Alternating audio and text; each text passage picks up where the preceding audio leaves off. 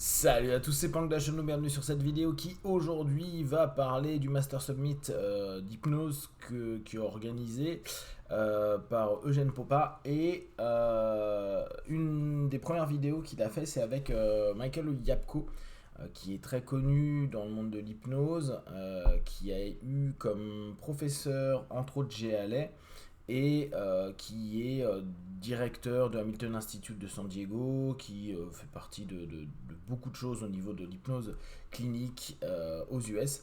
C'est un type dont vous avez certainement déjà entendu parler et qui a une vraie recherche dans l'hypnose. C'est assez intéressant parce que, étant donné qu'il est vraiment de l'obédience du Mental Research Institute, on est vraiment dans les premières facettes de la thérapie basée solution, orientée solution, les thérapies brèves. Je vous rappelle, c'est Allais avec le boulot et l'aide de Milton Erickson qui a créé ce concept-là. Donc, il revenait au début de son talk dans l'idée de se dire c'est très bien de savoir pourquoi, néanmoins, c'est pas ce qui va nous rendre bien heureux, ou en tout cas permettre à notre partenaire d'être bien heureux. Je pense que dans le monde de l'hypnose, tout le monde est à peu près OK là-dessus.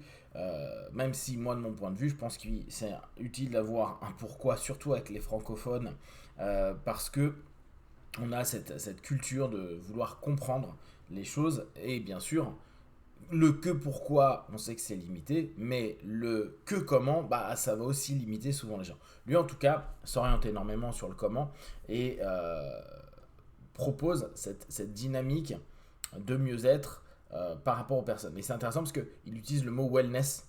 C'est pas, c'est quoi? C'est pas une notion comme on pourrait l'avoir dans la notion de faire une thérapie. C'est quelque chose pour aller vers du mieux-être. J'aime bien cette notion qui est pas la même direction que te permettre de gérer ton problème. C'est plutôt t'orienter vers du bien-être. Notion, alors je sais pas si vous l'utilisez au quotidien dans votre cabinet, mais cette notion, je trouve que elle apaise le partenaire. Moi, je parle pas de bien-être, je parle de mieux-être.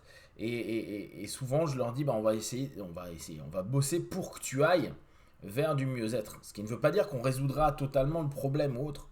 Et il a cette notion qu'il met en avant, que je trouve qui est assez rare, parce que c'est pas forcément ce qu'on entend dans l'hypnose. Et puis, il dit ça maintenant avec son expérience. Je crois qu'il doit avoir 30 ou 40 années, 30 années, je pense, de pratique en hypnose. Un autre point que j'ai trouvé intéressant, Eugène, à un moment, lui pose une question par rapport à une étude qui a été faite où ils ont pris deux groupes de personnes et des personnes qui ne croient pas, qui ne croient pas en hypnose et d'autres qui y croient. Et séparation des deux groupes, script exactement le même, sauf que à la place d'utiliser hypnose pour le groupe qui n'y croit pas, ils utilisent le mot imagination.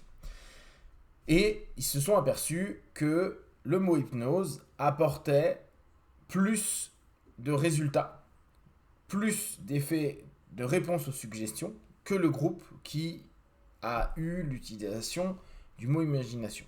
Donc, on sait bien que pour beaucoup, vu qu'il y a toute une histoire et on a tout un bagage derrière l'hypnose, la notion pour beaucoup, c'est ce qu'il va dire ou ce qui va se passer va certainement créer un impact dans mon cerveau, qu'importe qu'ils connaissent, comprennent ou pas l'hypnose.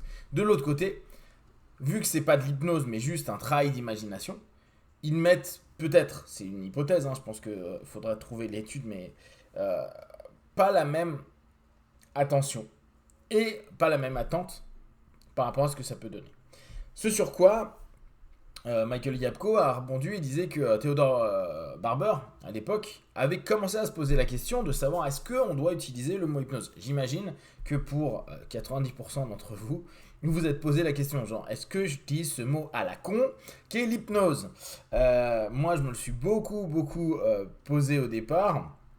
Et d'ailleurs, quand je faisais même de l'hypnose de rue, j'avais fait un test où il y a des moments où je posais la question si les gens connaissaient l'hypnose ou s'ils souhaitaient découvrir l'hypnose. Et il y a des moments où je disais est-ce que vous souhaitez une session d'hypno-relaxing. Et je m'étais amusé à faire toute une séquence que sur l'hypno-relaxing. En associant ça à la partie relaxante de l'hypnose qui pourrait se connecter à de la sophro blablabla dans mon pré-talk. Et hypno-relaxing, ça passait beaucoup mieux qu'hypnose. Donc, je pense qu'à peu près tous et toutes, vous vous êtes posé la question à un moment donné, parce que quand vous vous êtes rendu compte qu'en pré-talk, quand vous parliez d'hypnose, les gens reculaient, n'étaient pas chauds, ne voulaient pas vous regarder dans les yeux, n'y croyaient pas, etc. Mais par contre, si vous leur exprimiez l'idée de dire on va faire une séance pour s'apaiser, pour se détendre, là c'était plus ok. En tout cas, Yapko précise que Barber à l'époque a commencé à se rendre compte que il pouvait obtenir les mêmes résultats. Barber est quand même assez ancien, hein, donc de mémoire c'est les années 60-70. Ça serait bien de voir si l'étude dont parlait Eugène, qui est certainement plus récente, donne des stats qui sont quand même plus claires aujourd'hui. Mais en tout cas, à l'époque, il se rendait compte que c'était à peu près la même chose entre imagination et hypnose. Il pouvait faire de l'analgésie, de l'anesthésie juste avec de l'imagination. D'ailleurs, vous le savez très bien, c'est une des sémantiques qu'on utilise beaucoup. Imagine que, on fait comme si, sans forcément parler une seule fois d'hypnose. Et on l'a parfois quand on a des petites urgences avec des personnes qui se font mal, où on va pas dire je vais utiliser de l'hypnose sur toi, mais juste relaxe-toi, écoute ma voix, focalise-toi sur moi, qu'importe comment vous allez introduire les choses, et puis vous faites votre petite induction ou votre orientation, ou au contraire cette mise direction que vous allez mettre en place. En tout cas, Yapko part du postulat que c'est pas une nécessité d'utiliser l'hypnose, et ce qu'il expliquait, c'est que Theodore Barber, au bout d'un moment, mettait des guillemets entre hypnose, parce que il se rendait compte qu'il n'y avait pas forcément besoin d'utiliser ce terme-là. Intéressant comme retour historique, je trouve, à ce niveau-là. Autre point que je trouvais intéressant sur son travail, c'est de dire que l'hypnose doit être, là on est tous à peu près d'accord, mais doit être vraiment structurée parce que c'est quelque chose où il y a beaucoup de choses dedans, il y a beaucoup d'éléments, de facettes, et que les formations doivent être le plus complètes possible pour donner le background clinique aux apprenants, aux futurs hypnos, parce que on va quand même travailler avec des gens qui nous font confiance, qui sont dans l'attente d'un mieux-être, justement, et cette confiance, automatiquement, il faut pouvoir le répondre le mieux possible, en tout cas le plus professionnellement possible, sachant que, là encore, de mon point de vue, il faut qu'on soit aussi apte à se dire ça je peux pas t'aider, ou là c'est pas ma compétence, et peut-être qu'un collègue pourra, ou va carrément voir un psychiatre, un psychologue, qui peut-être eux auront des cheminements qui sont différents. Donc ça il le souligne bien. Ce sur quoi j'ai rebondi en me disant tiens mais lui il propose quoi en termes de formation. Et je vois qu'il propose un cours en ligne de 100 heures en hypnose clinique et psychothérapie stratégique. Donc ça doit être sympa à faire. Mais en même temps, j'étais en train de me dire 100 heures.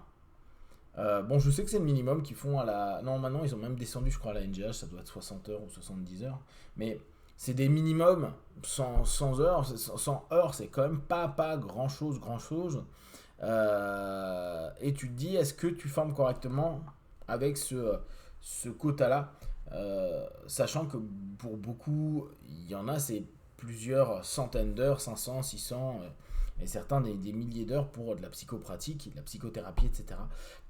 C'est un vrai questionnement à la fin, toujours à se poser, est-ce qu'on doit rapidement enseigner? On sait très bien que l'hypnose est très facile à enseigner, on peut apprendre à n'importe qui à hypnotiser en une demi-heure, une heure, il sait hypnotiser, ce qu'on fait en hypnose de rue. Hein. Maintenant, gérer justement quelqu'un qui en demande, qui est en souffrance, pour emmener vers du mieux-être, donc faire sortir de certains patterns, c'est vrai que c'est un petit peu plus complexe.